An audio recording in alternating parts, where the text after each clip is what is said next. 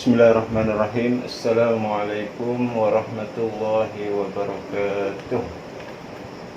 Baik, untuk pendidikan Islam pada hari ini, hari Isnin 17 hari bulan 5 2021, kita akan mempelajari kebijaksanaan Nabi Muhammad sallallahu alaihi wasallam.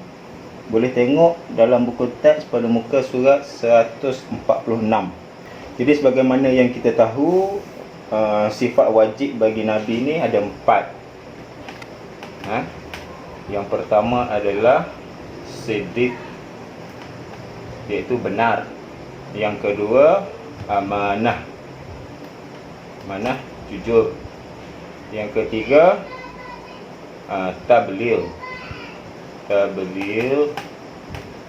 menyampaikan. Dan yang keempat adalah fatanah. Baik, untuk hari ini kita akan tengok sifat wajib bagi Nabi, fatanah. Apa itu fatanah?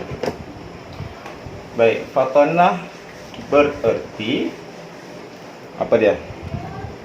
Fatanah, dalam buku teks awak muka surat 147, fatanah bermaksud bijaksana.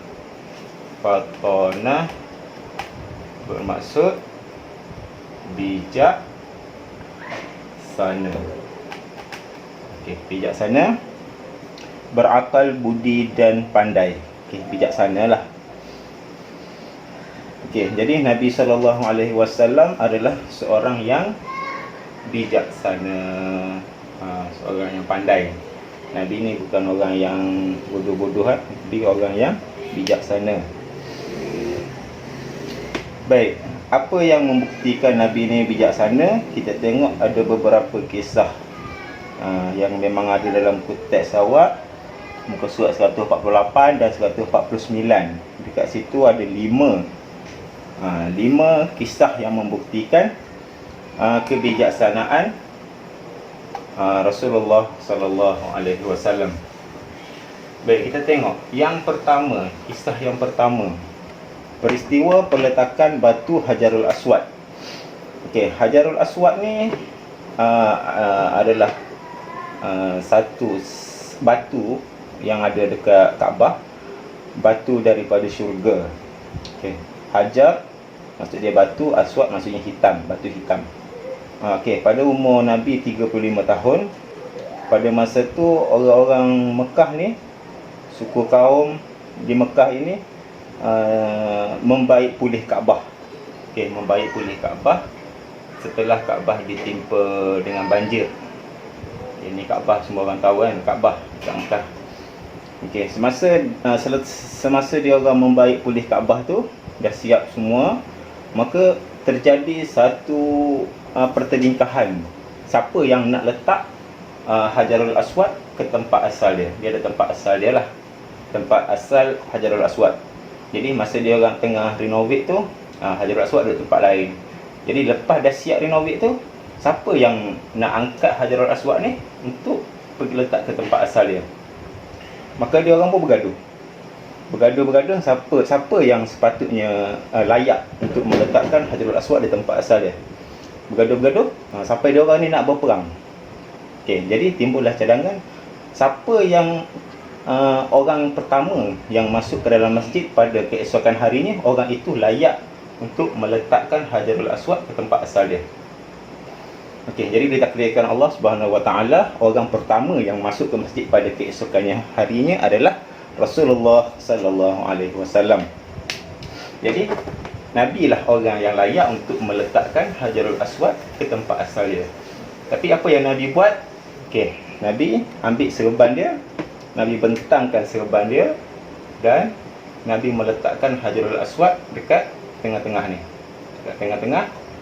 Dan Nabi meminta setiap suku kaum tu untuk pegang setiap bucu kain.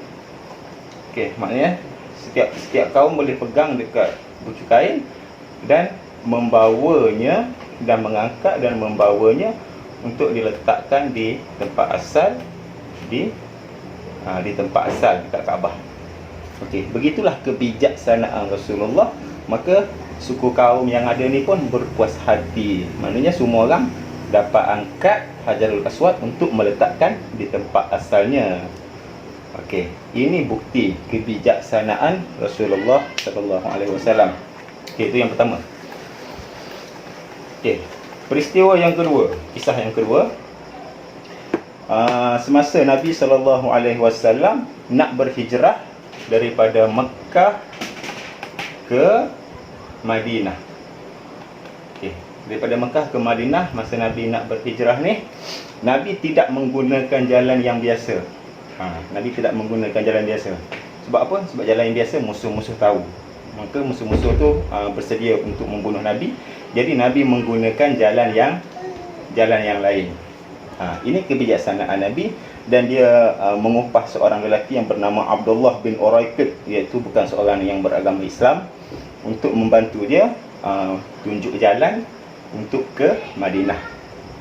Okey, ini kisah kedua yang membuktikan sifat Nabi fatanah, bijak.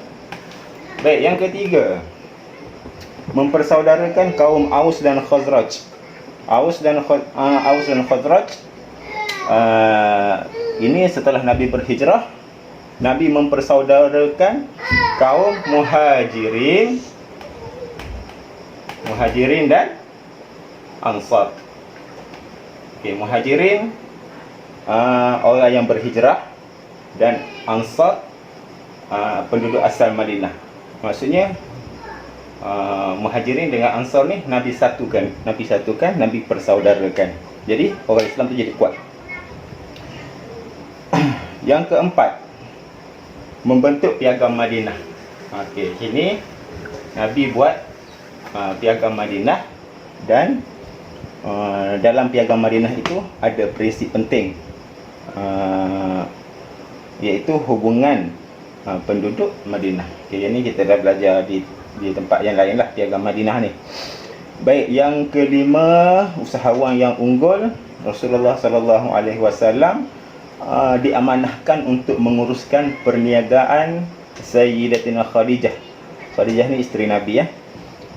Jadi Nabi SAW yang diamanahkan itu kerana kebijaksanaan dia, kerana kejujuran dia, perniagaannya maju. Perniagaannya memperoleh keuntungan yang lebih daripada usahawan-usahawan yang lain, kerana sifat Nabi yang fatanah, yang bijaksana. Okey, jadi untuk hari ini apa yang awak kena buat, saya bagi latihan sikit lah. Yang pertama, awak tulis dalam buku awak hari dengan tarikh, kemudian tulis maksud fatanah. Maksud fatanah, apa dia maksud fatanah? Awak tulis lah. Okey. Yang kedua,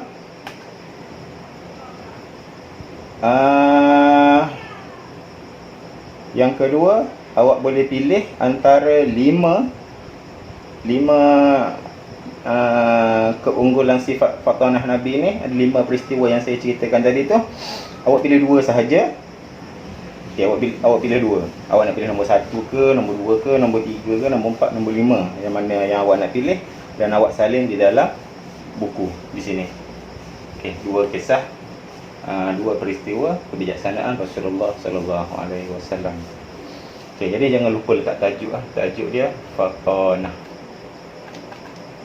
Okey, itu saja untuk kelas hari ini. Sekian, terima kasih.